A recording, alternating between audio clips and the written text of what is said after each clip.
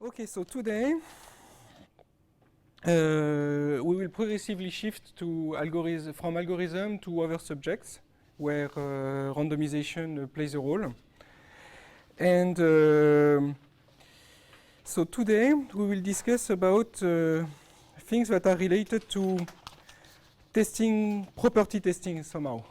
Okay? So basically, we will discuss about three things. So hopefully, if we manage to do so, these three things are first, so the idea will be to exploit the fact that sometimes what we are looking for is everywhere, and well, at least there are, when we are looking for things that are numerous, randomization can help a lot. That's the main spirit. So basically the spirit of the lecture today is that, remember the definition of NP. NP is the set of language L such that for all x, such that there exists a polynomial time Turing machine V, such that for all x in L, okay, there exists a y such that v of x y equals 1, okay, and it's the exact opposite if x does not belong to L.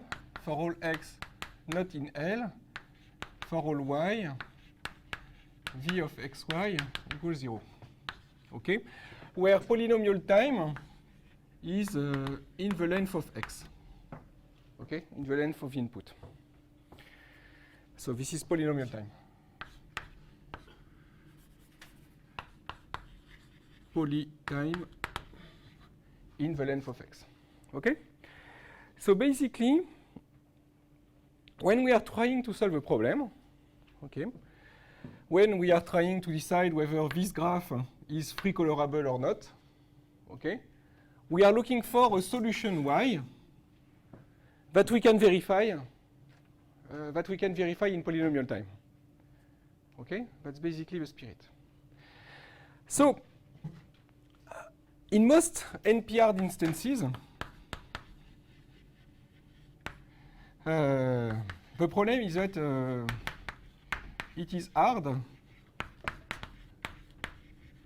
to find a y, to find such a y. Okay? So one of the reasons why it is hard is that there are several reasons that can be that we can think of. Is that one reason would be that the y's are unstructured. More or less, that's we don't understand the structure of the solution. If we would have an understanding of the structure of the solution, we could use it to design good algorithms. Okay? Imagine that it would be some kind of what's the name for treillis? What's the name for treillis? Lattice. It's a kind of lattice. Thank you. It's a kind of lattice. Then you can easily find the best y or whatsoever or things like that. Okay, but probably NP-hard instances are completely unstructured. Okay, if you look at the set of all solutions, okay, solutions in the name of a thing that satisfies the constraint. Okay, the one we are looking for, the optimal ones, are just at random places that we don't know. Okay, but okay, so that's basically why we don't understand yet what's going on. Okay, but okay, this isn't structured. Okay, but in some cases,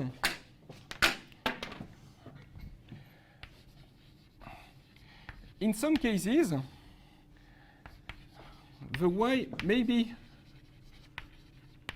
unstructured, but they may be numerous. Okay?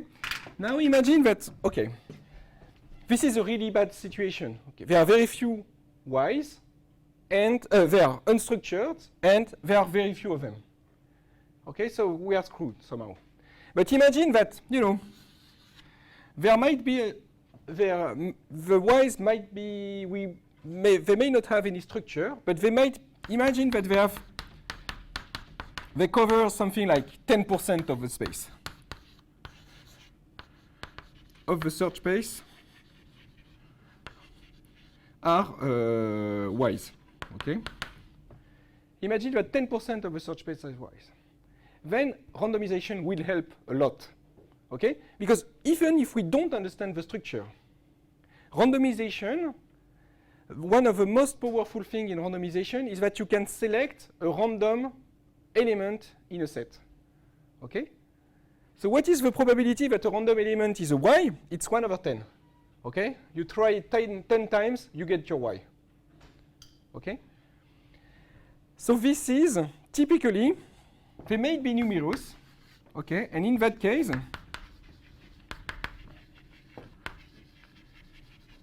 randomization will allow us to find one by selecting element at random. Okay? So basically, what's the spirit of the lecture today is that somehow the power of randomness is its ability to select an element at random. Okay? That sounds stupid, but it's terribly powerful. Okay?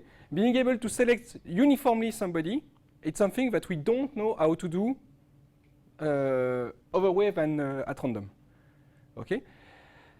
So why do I say that we don't know how to do in another way at random is that we have such a problem. We have such a problem that we know how to solve because of that, and we have no clue how to solve it deterministically. And this problem, you may have heard about it, it's 0p. Okay? So what is it? It's testing if a polynomial given as a circuit is identically 0 or not. Okay? So what do I mean by given as a circuit? So you have the variables. So polynomial is multivariate. Multivariate, okay, variate. So you have variable x1, xn, which belongs to z. Okay.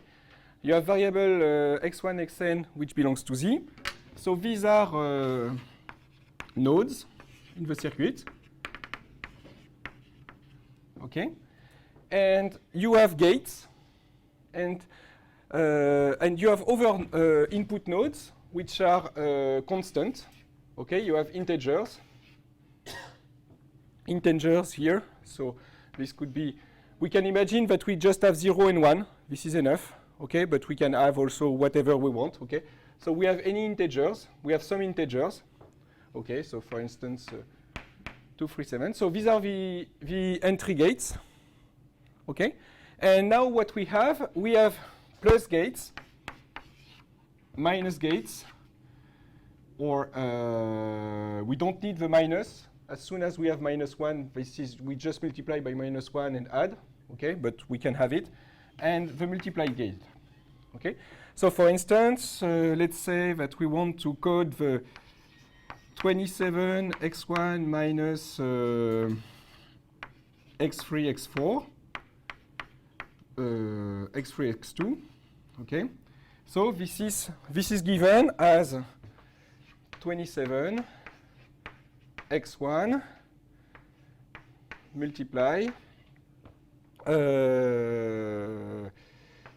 x2 x3 multiply and minus. Or let's say that I write it like multiply minus 1 and plus. Okay, so that I don't have to have an order on the gates. Okay, it's better to have a commutative operator. So, okay, so this is the way I'm given this polynomial. Okay, so you may think, given this example, that this representation is pretty large with respect to this polynomial. Okay, with respect to the expansion of the polynomial. This is not always the case. Okay, for instance, you can imagine that you have the polynomial product from y equals 1 to n of 2 to the n, 2 to the n of 1 minus x, for instance. You can just, or 1 plus x. So what can you do? You can just represent it in this way. You can represent it by, so you have 1 x a plus, okay? So now what you do is that you just do, you just repeat it several times, okay? So how many times do you need to repeat it? You need to repeat it n times, I guess. Okay, you just need to repeat it n times. Okay, like that.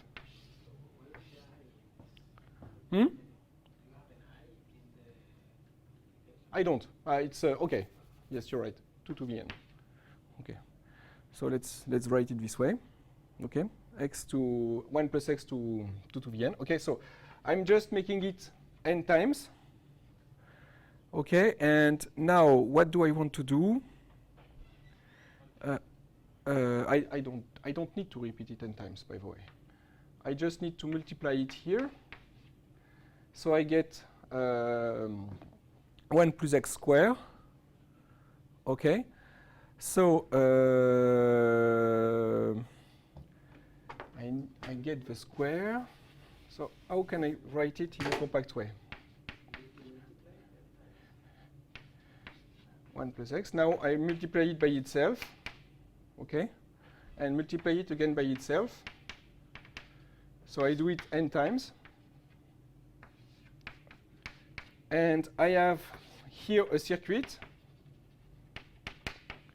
of size theta of n that encodes a polynomial of degree 2 to the n. Okay? So what I want to say is that we cannot expand the polynomial to solve the problem. Okay? If we are given the polynomial as a circuit, okay, the circuit size, the input size is theta of n. Okay? I have theta of n bits to encode this circuit. Okay? And if I expand it, I will write 2 to the n coefficient. Okay? And this won't fit. Okay, in a polynomial time algorithm. Okay, this would be exponential. Even worse, the coefficient may be exponential. Okay, I can imagine that some of the coefficients are very large. Okay, if I replace it by 1 here, I'm writing 2 to the n, so that's okay. It's n, but I can write 2 to the 2 to the n somehow. Okay, I can write this kind of stuff. I'm just, okay, maybe no, I cannot do that with a coefficient. No, I cannot write exponential size things. No, okay, yeah. Okay, so that's okay, no, that's not a problem. Okay, so now the only problem is that, okay, the degree of the polynomial might be exponential. Okay, so can it be worse than exponential? No, because each time the only way to increase the degree of a polynomial is to use the multiply gate. Okay, and in the multiply gate, I'm just adding the 2 degrees. Okay, so the worst I can do is then doubling the degree each time. Okay, I take the max of the 2 things that I am adding, but of the max of the 2 degree, and the degree is doubled each time I'm using a multiply gate. Okay, so in the worst case, if the circuit has size m, the degree of the polynomial is 2 to the m. Okay, good. So I cannot expand the polynomial. If I do so, I cannot be polynomial time. Okay, so basically the idea is that polynomials are cool. Okay, because either they are 0 or they have a few zeros. Okay, they don't have many zeros. Okay, so the idea now will be to say, okay, I'm give up answering this question exactly. Okay, I'm giving up. But what I will try is to give an algorithm that will give the right answer with some good probability. Okay, some probability that I can make arbitrarily large. Okay, so that's the spirit of it. So do you know this algorithm? You all know it, right? No? You never heard about it? Yeah? No? Okay, good. So, so let's do it. And that's exactly the spirit. So what do I want to show is that is to find a goal, okay, is to find an algorithm, so it will be randomized, okay, such that if the polynomial p is identically 0 over the n, okay, for all choice of variable it is identically 0, then it answers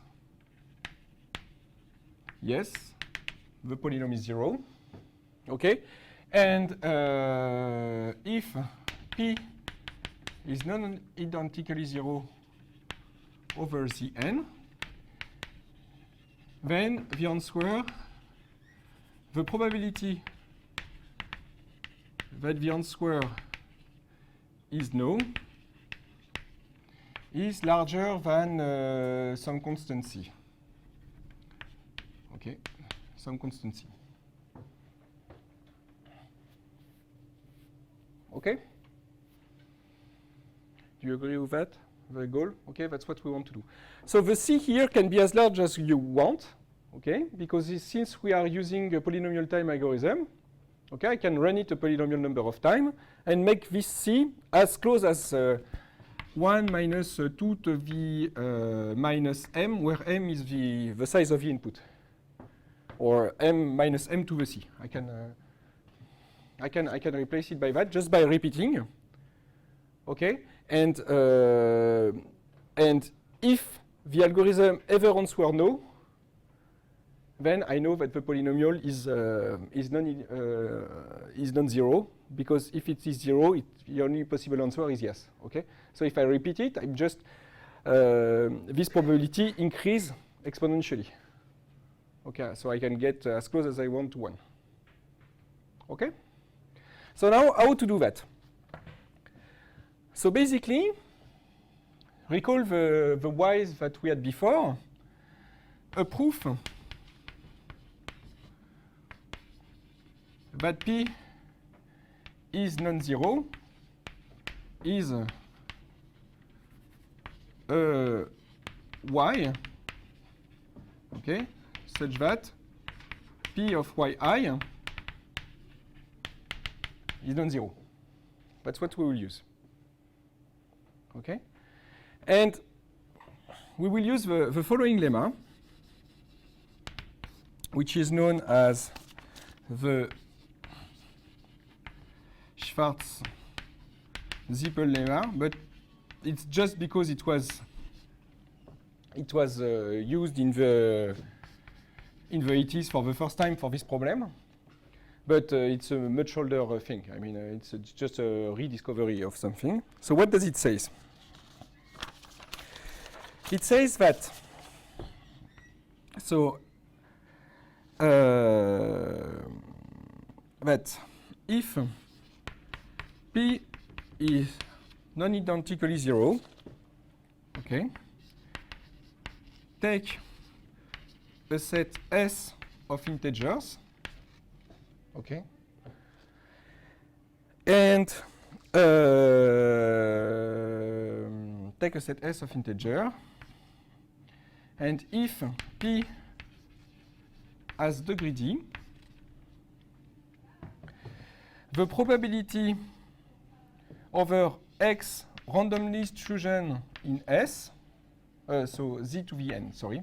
So S is a set of n integers, okay?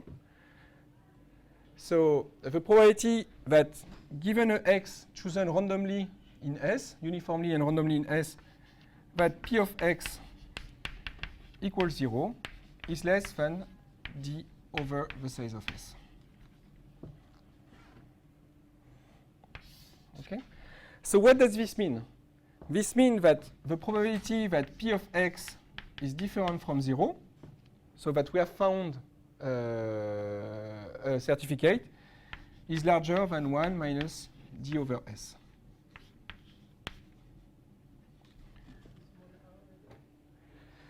So, yes, this notation, I will use it a lot of time, so it's better to get used to it. So this means that X is chosen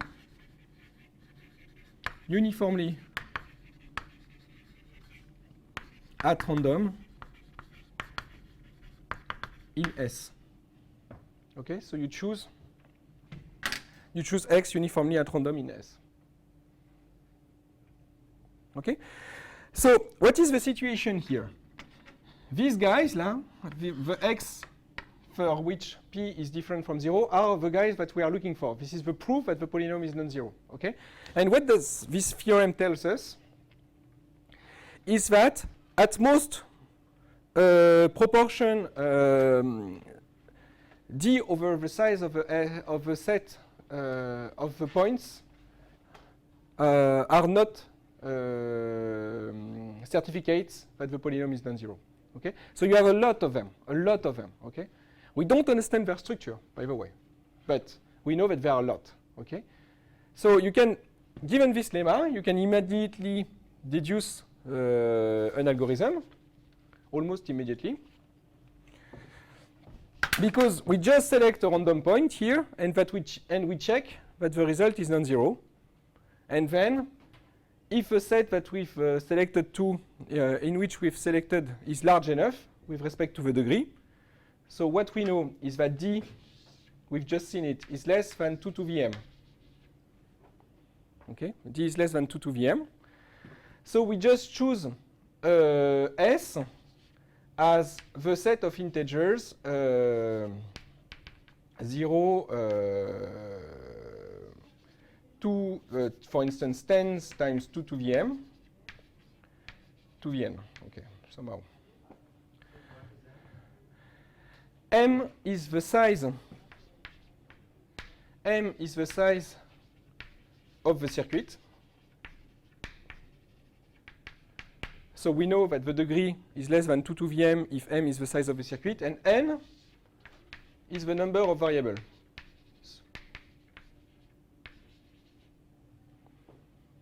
Okay? So why is it okay?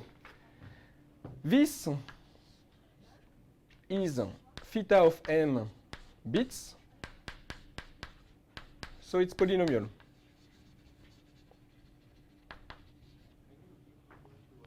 Hmm? 0 to 10 times 10 times 2 to the m, okay? Because I want this probability here to be less than 1 over 10, so that this is larger than 9 over 10. Okay? So, these integers here fits into polynomial time, so that's okay. And to the n, this again fits into polynomial times because I have n variable. So we have m less than m. Okay, so it's less than the input size. Okay, so how many random bits do I need? Now I need exactly theta of m times n random bits. And this is polynomial, so that's good.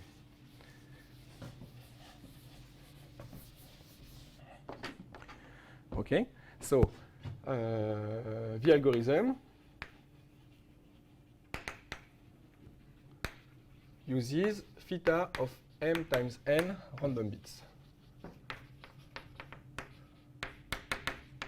This is theta of m square, okay, and this is good. Okay? So now, does it run in polynomial time? Yep? No, it doesn't. Why? Because as we mentioned earlier, the degree of a polynomial can be as large as 2 to the m. Okay?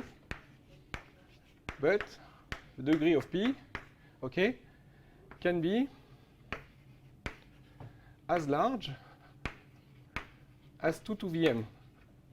Okay? So if we use the circuit to compute p of x, okay, so using the circuit, oh, by the way, there is something I did not say, is that evaluating a polynomial given at the circuit is linear time in the time of a polynomial, in the size of the circuit. Okay, you just do the operation in the circuit. Okay, except that it's times the size of the integers that you're manipulating.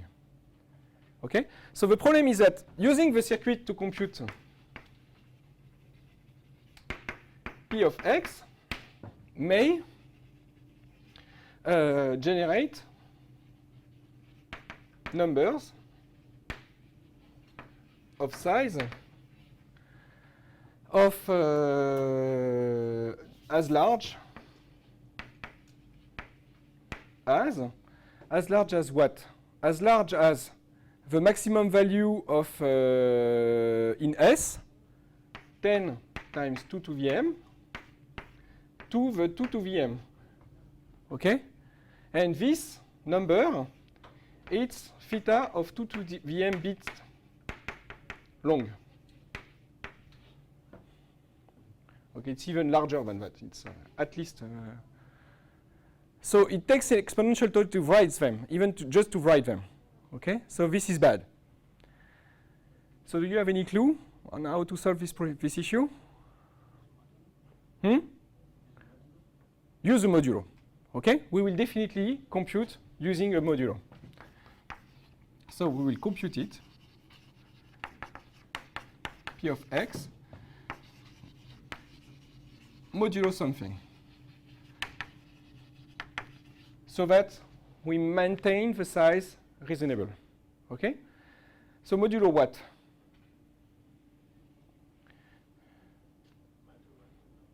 Modulo a random number. Why is it important that it is a random number? Because if it's not, imagine that we will modulo something equals to k. Okay? So imagine that p of x, if p of x is 0, then p of x modulo k is 0. So we are good. Okay? But the problem is that p of x non-zero does not imply that p of x modulo k is non-zero. Okay, we are not sure about that. If k divides x, we are p of x, we are screwed. Okay? So we need to make sure that with good probability, k does not divide p of x. Okay? Good. So p of x is a number. Okay. So p of x is a number that belongs is a number. Okay. It's an integer. And assume now that p of x is different from 0. So what we will do is that we will select k at random between 0 and 2 to the m again, or 2 to the 2m. Okay, to have some room.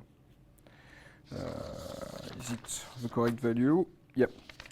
So we select it as an integer between, not 0, it's not a bad idea, 2 is 1 also. So let's say 2 to 2 to the m, okay? 2 between random integers in that, okay? So now, when does p of x modulo k equals 0? It's when k divides p of x, okay? So what is, let's estimate the probability that k does not divide p of x. So let's write p of x. Let's write its prime number decomposition. Okay. So p of x is p1 times p2 times pl for some l. Okay. What can I tell about l?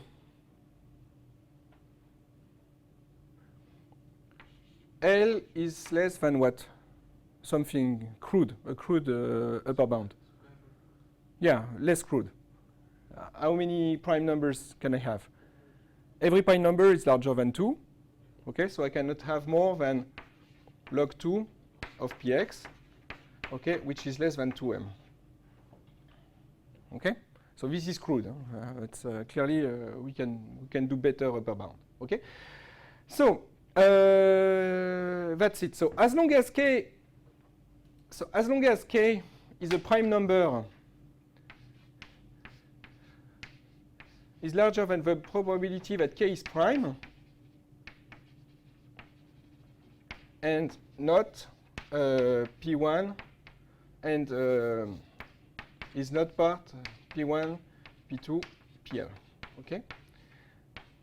So the k will not divide p of x if it's prime and does not belong to p1, p2, pl. Okay. So now, how many prime numbers are there between 0 and 2 to the 2m? We know that the number of primes in 2 to the 2m, it's larger than 2 to the 2m over 2m. Somehow, or log of, okay, log of 2 to the 2m. Okay. It's of this order. Yes, but log of 2, yeah. So I guess that this is larger than 2m. Okay, this is larger than 2m. Anyway, not so sure. No, I don't know. Well, no, it's less than 2m. It's less than 2m. Okay, so this is larger than 2 to the 2m over 2m. Okay, that's the prime number theorem that tells you that. Okay, and so you have plenty of room.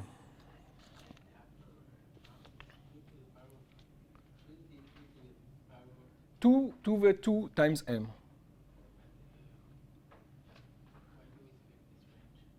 Why? Oh, because this is the one that will certify that k will the probability that k divides px is negligible. Okay. So it's not 5. It's not 2m because p of x. Oh, this is 2m. So why? Well, I don't know. Okay, so it's 2m. Okay. So now what do I know is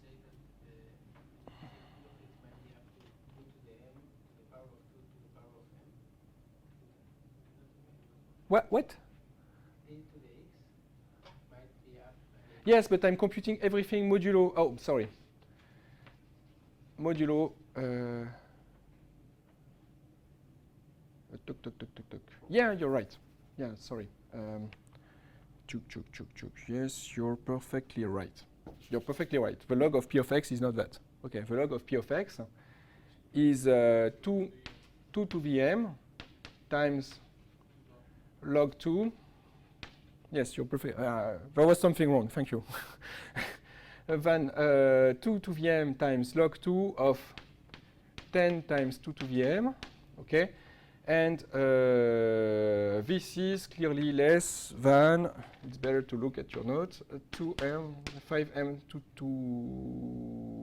5m. Okay, so this is less than 5m times 2 to the m. Okay, so thank you. Okay, so now I know that I have this many prime numbers available, and I have to avoid at most this many prime numbers. So as you may note, is that again the same thing. Okay, we have many yes certificates. Okay, so choosing randomly one of them will give with good probability one of them. Okay, so it's the same trick again. It's again the ability to select a random number that will save our life.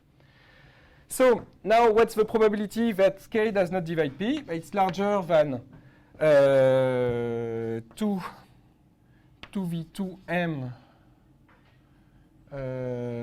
over, so this is the number of primes 2m, minus 5m 2 to the m over 2 to the 2m. Okay? So basically what you can see is that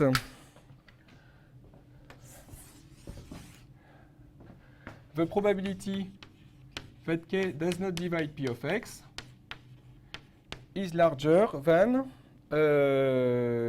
what? Than 1 over 2m minus 5m over 2m, 2 to the m, okay, which is larger than what? Than 1 over 4m. Okay. Let's say that. At least for. So maybe it's true for every m. So maybe we can check with m equals 2. So it's 1, 4 minus 10 over 4. 1, 4, 10 over 4, it's 5 over 2. So this is not true for m equals 2. So at least for large n of m.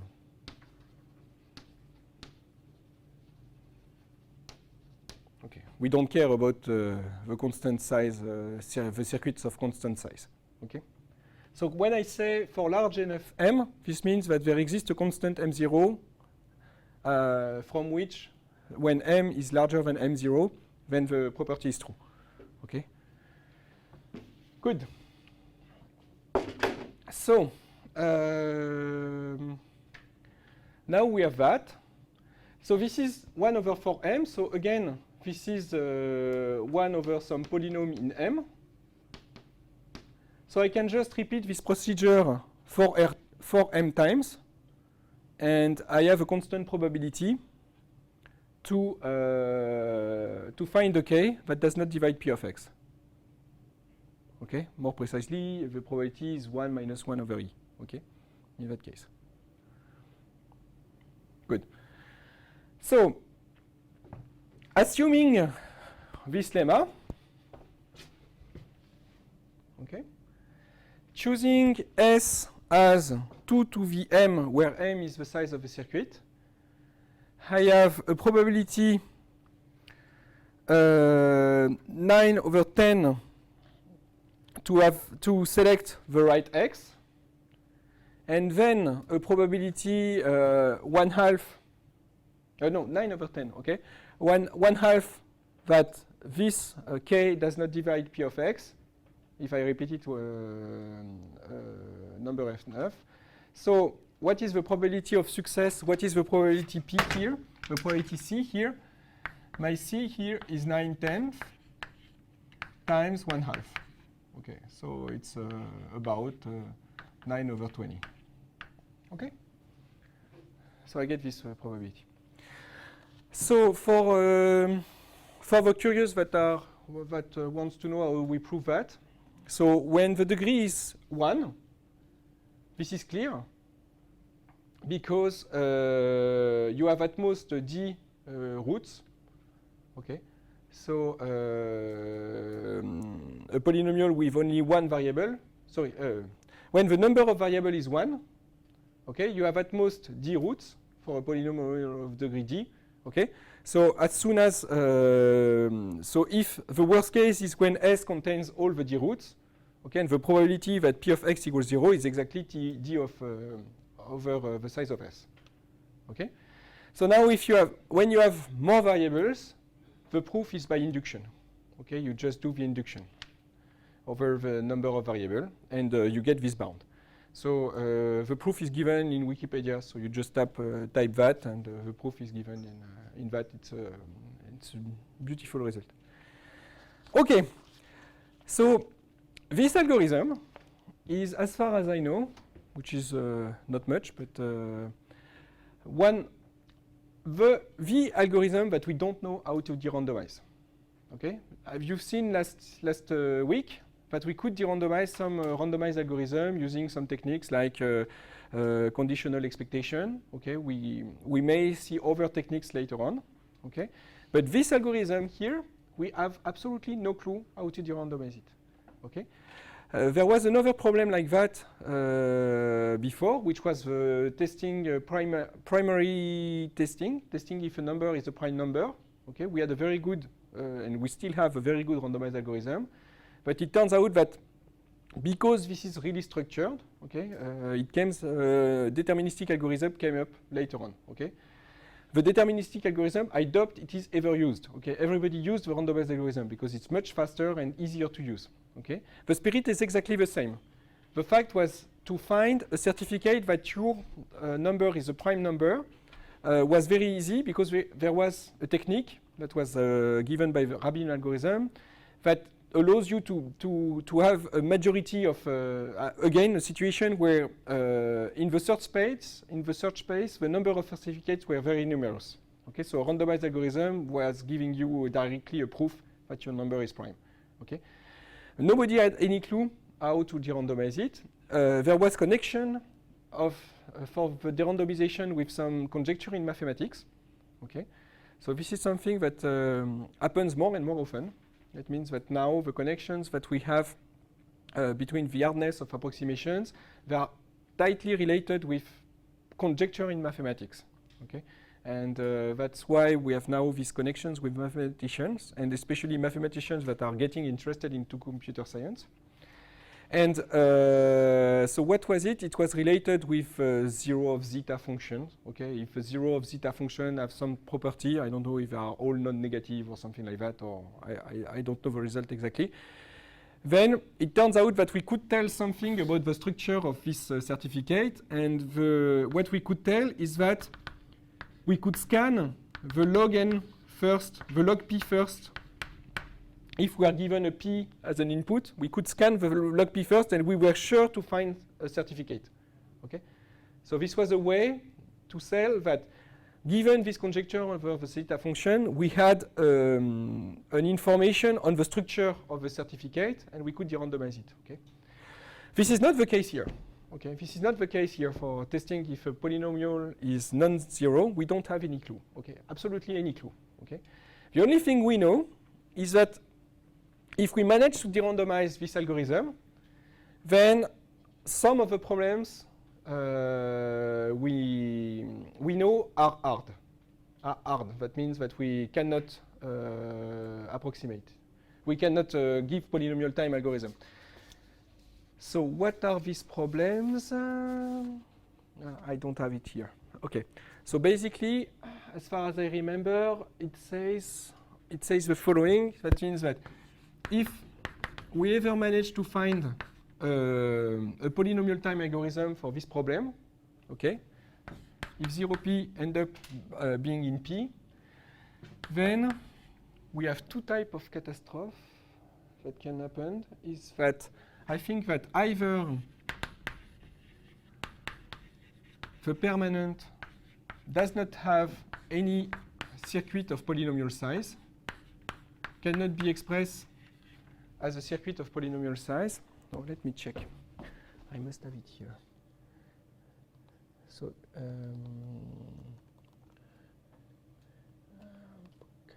yeah. Or next is not included into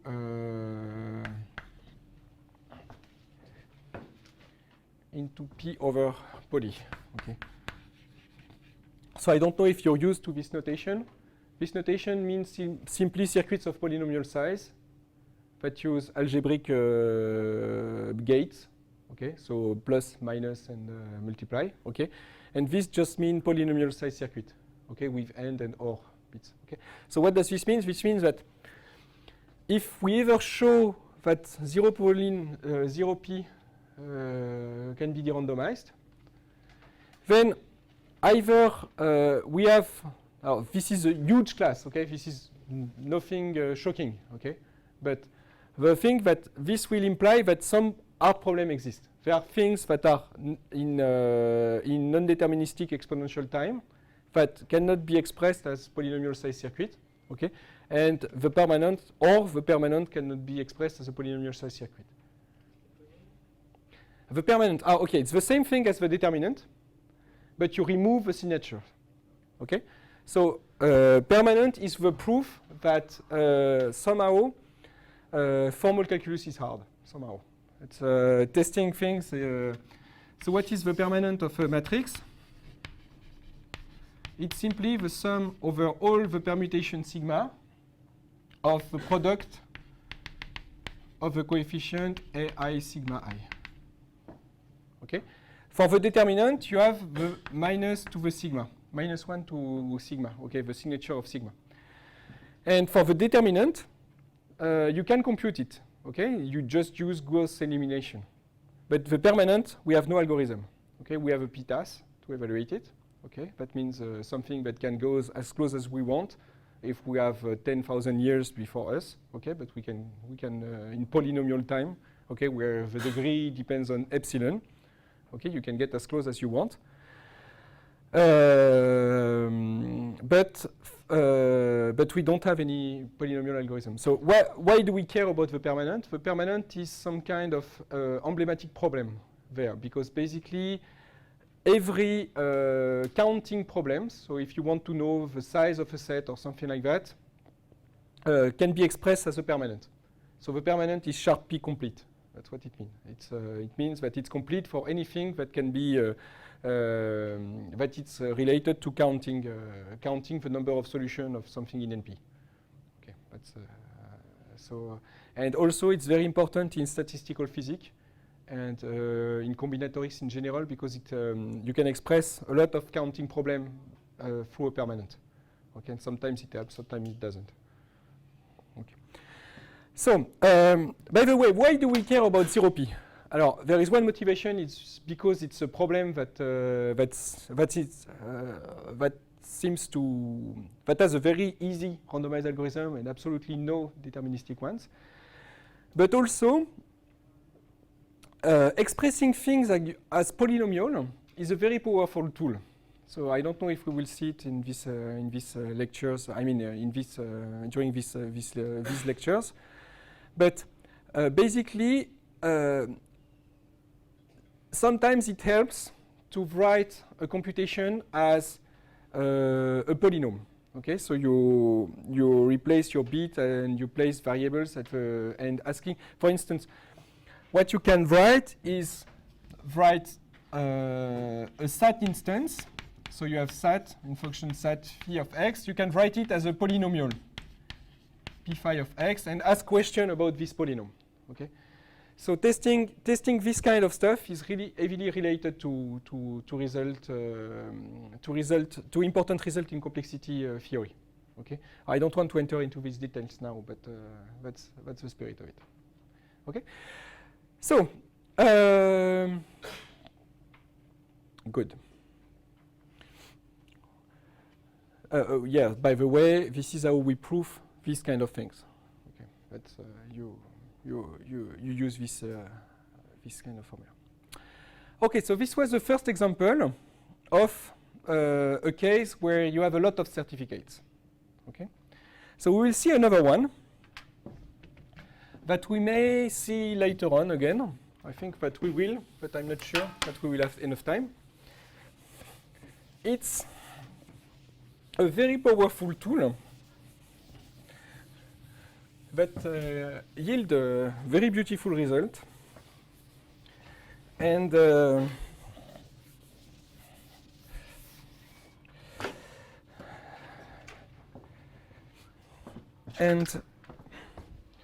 what it is, it's linearity testing. Okay. So what is the question? Okay. You are given a function f that has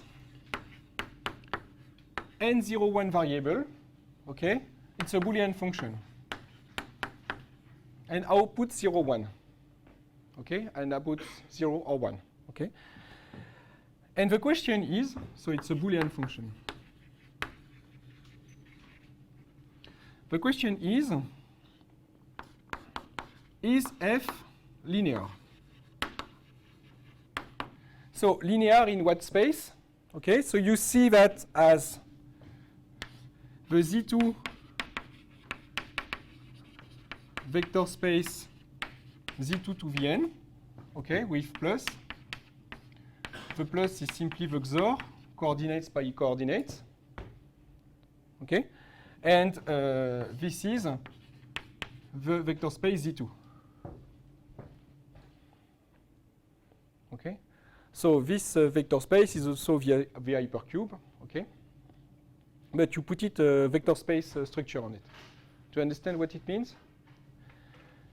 So let's see what it means. What does it mean to be linear? So the definition is f is linear if and only if for all xy in the vector space, so Z2 to Vn, okay?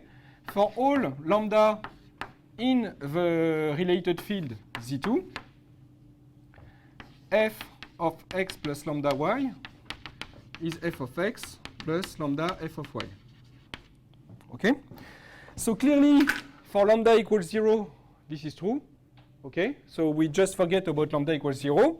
And the only thing we care is when lambda equals 1. So the question is it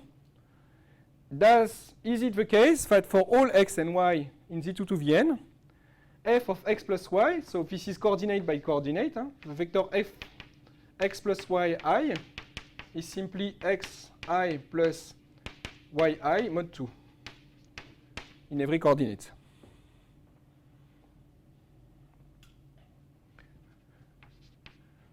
Okay, so you just ask this question. Is it the case that for every x and y, these functions are linear? Okay. So, what do I mean by you are given a Boolean function f? Okay, a Boolean function is huge. Okay, a Boolean function, it's 2 to Vn inputs. It's 2 to Vn bytes. Okay, it's why is it? But it's you give it as the table, as its value table. Okay, you just give all the value of it. Okay, so this is exponential in n, but we care about n. Okay, so basically you're given f through an oracle. Okay, you have an access, you have the right to evaluate f in some places. Okay, and no more. Okay, each time you evaluate f, you pay something. Okay, and the question is, can we answer this question? Is f linear? So do you believe that we can do it? Can we answer this question? Not for sure, that's clear. But can, even with probability 1 over some constant, is there some hope that we can answer this question with a constant probability? There is no hope, okay? Because it's just enough to have one value which is wrong, and f is not linear. Okay? So we won't answer this question exactly. Okay? What we will ask is not whether f is linear, is whether f is close to linear. And why will it be enough for us? Is because linear functions are far apart from each other. Linear functions are far apart from each other. What do I mean by that? So first, what do I mean by close?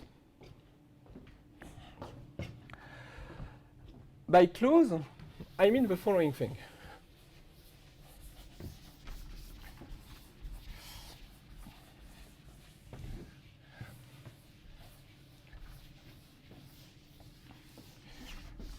We'll say that two Boolean functions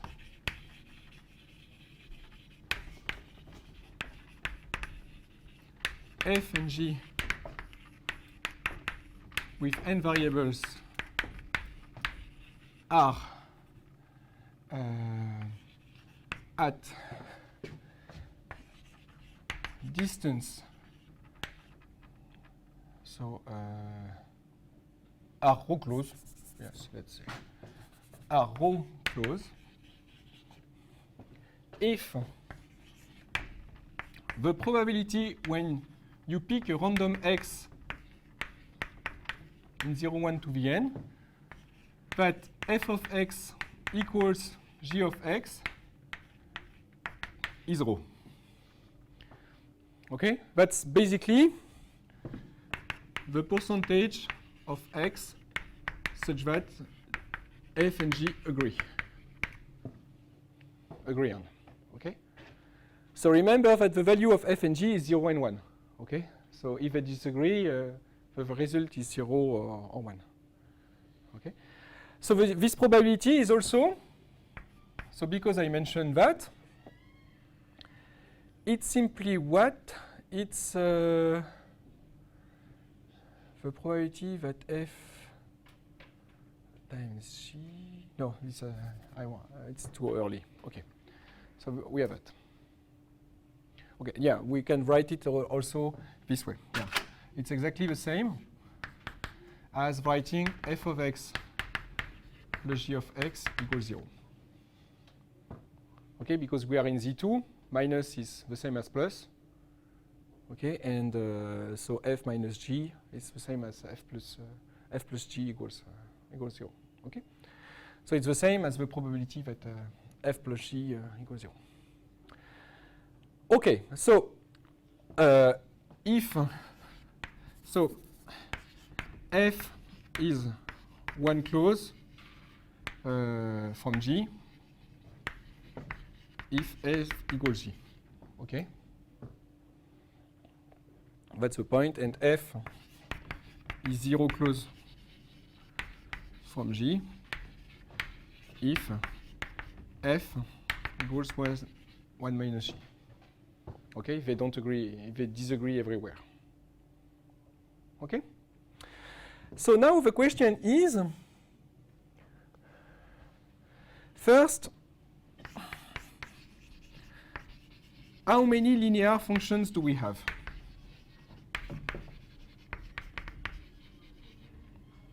How many linear functions?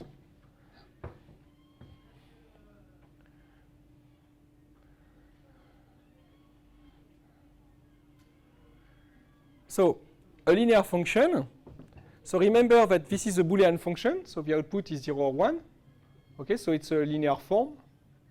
So f of x, so if f is linear, if and only if there exists a vector A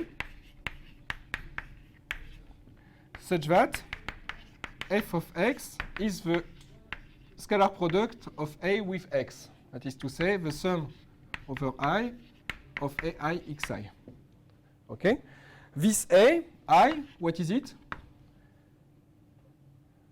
What is the value of AI?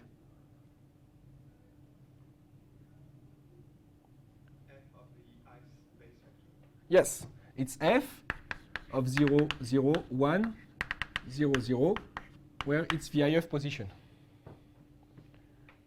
Okay? So it's linear if